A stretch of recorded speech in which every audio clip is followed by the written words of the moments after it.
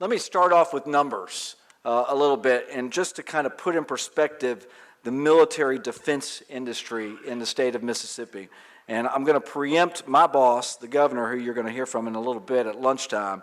But I wanted to give you these numbers because I wanted to make sure that they resonated with you all. Military employees in 2012 in the state of Mississippi, almost 20,000, 19,992. Civilian employees employed in military installations, 9,866, for a total of almost 30,000 employees, 29,467. So if you remember back to that slide from the previous presentation where Nissan has 5,000 employees, that's, I hope my math is right. Hopefully my parents didn't waste too much money on my education. But 30,000 employees is about 6 Nissans. So pretty substantial impact with an annual payroll of just over $1.1 billion and an economic impact of just under $2.4 billion. Let's start off with what our state is blessed to have, and I mean that when I use that term. We are blessed to have some outstanding military and defense institutions in Mississippi, from the Columbus Air Force Base to the Meridian Naval Air Station, which is one of the Navy's premier aviation training centers, and then a tremendous mix of military facilities in South Mississippi, ranging from the Army's Camp Shelby in Hattiesburg to Keesler Air Force Base, the Air National Guard's CRTC, the Combat Readiness Training Center, the CB Naval Construction Battalion Base, and NASA's Stennis Space Center, which houses a number of Department of Defense operations, including a special ops training facility there as well. And I want to brag on Keesler a little bit here as well, because Keesler was just awarded the Air Force's prestigious Installation Excellence Award, winning out over McConnell Air Force Base in Kansas. And now Keesler goes on to represent the Air Force in a competition for the Commander-in-Chief's annual awards for installation excellence. We have a long tradition of partnership, and that's such a great word. We're blessed to have great, not only friends in the defense and military industry in this state, but partners. Over the decades, major industries have cropped up around Mississippi and supported these installations and our nation's armed forces in general. Our state has a long tradition of excellence in the defense industry, and the sector has long been critical to our state's economy. As far back as the late 1930s, Ingalls Pascagoula Shipyard and Pioneer Aerospace's Columbia Parachute System production facility were operating in Mississippi, contributing to our nation's defense. They're still operating here today. But the diversity of defense operations underway in Mississippi today is tremendous, and these facilities are designing, assembling, producing, and testing incredibly high-tech products. Today, some of the biggest names in the defense world call Mississippi home. Many people don't realize that Mississippi is home to 3 unmanned aerial vehicle production plants: Northrop Grumman's plant in Moss Point, Stark Aerospace, and Aurora Flight Sciences facilities in Columbus. All 3 facilities have opened in the last 10 years and are producing unmanned aerial systems that are critical to supporting the warfighter today. Stark Aerospace was founded at the Raspet Flight Research Laboratory at Mississippi State in 2006. The company rapidly grew from there, adding a second division in Columbus in 2007, and in late 2009, opening a new, larger facility at the Golden Triangle Regional Airport in Columbus. Stark then completed another expansion in 2010 to accommodate production of the Heron UAV. Aurora Flight Sciences just announced another expansion in Columbus in January of this year, and the company is adding another 250 jobs there as a result.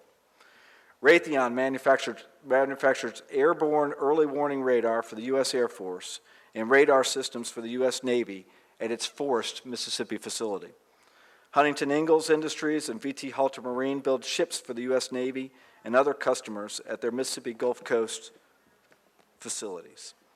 American Eurocopter, which is part of the EADS global family, opened a production facility in Columbus in 2004. This facility has now produced more than 200 Lakota helicopters for the U.S. Army and delivered them on time and on budget. The facility also produces helicopters for other government and commercial customers. From its facility in nearby West Point, Navistar is producing armored vehicles, which have played a critical role in protecting our servicemen and women from insurgent attacks in Iraq and Afghanistan. Olin Winchester, located in Oxford, produces ammunition for our troops, and first located in Oxford in 2004. In 2010, the company announced it was relocating its centerfire operations from Illinois to Oxford and would be creating 1,000 new jobs for Mississippians. General Atomics manufactures electromagnetic launch systems that launch aircraft from the next generation aircraft carriers from its Tupelo facility. It opened that facility in 2005, and since then the company has expanded 7 times in 7 years at its North Mississippi locations.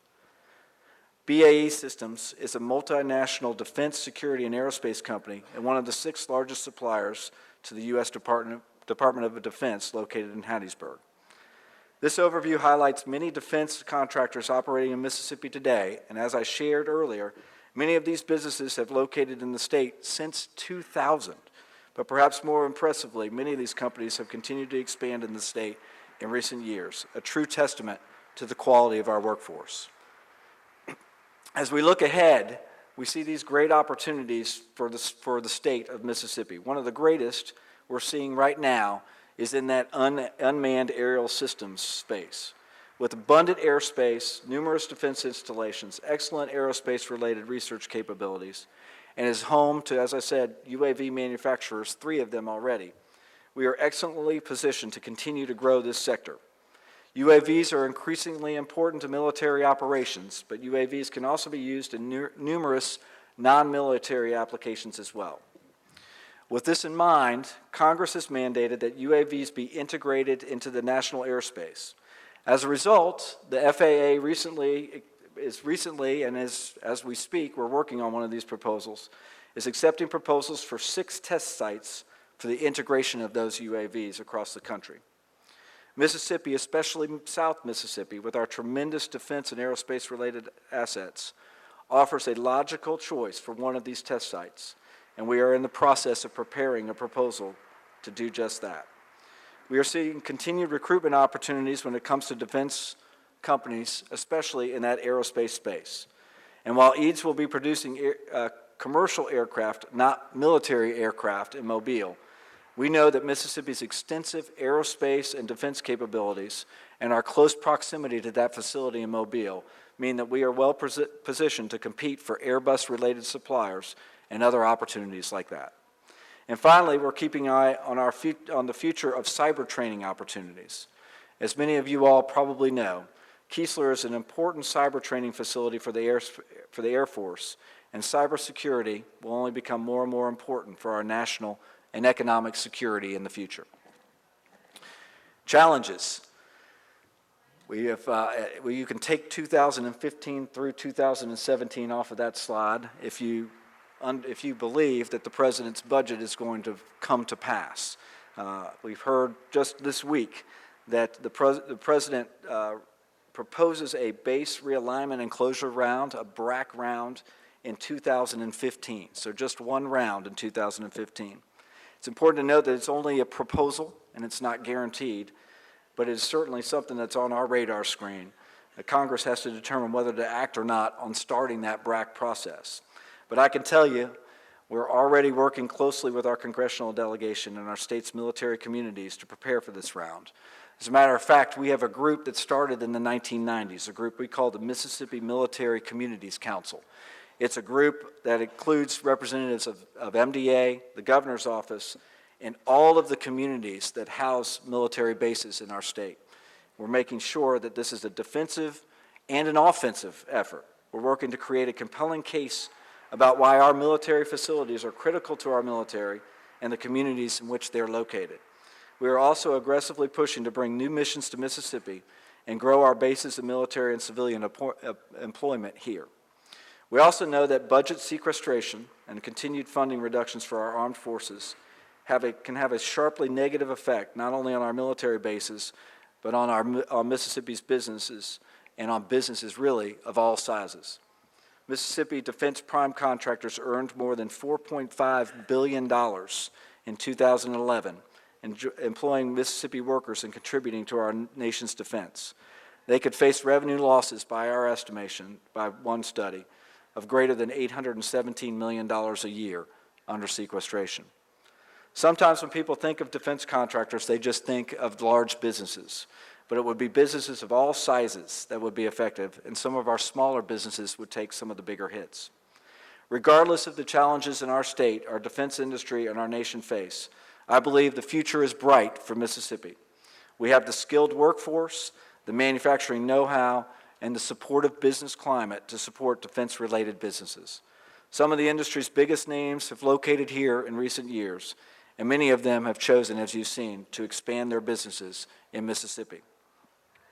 We are contributing much to our nation's defense today, and we have much to offer prospective businesses and the Department of Defense and other federal agencies when it comes to new mission opportunities. We pledge to every day work to support the defense industry in our state and hope you will all join us in that effort. Thank you.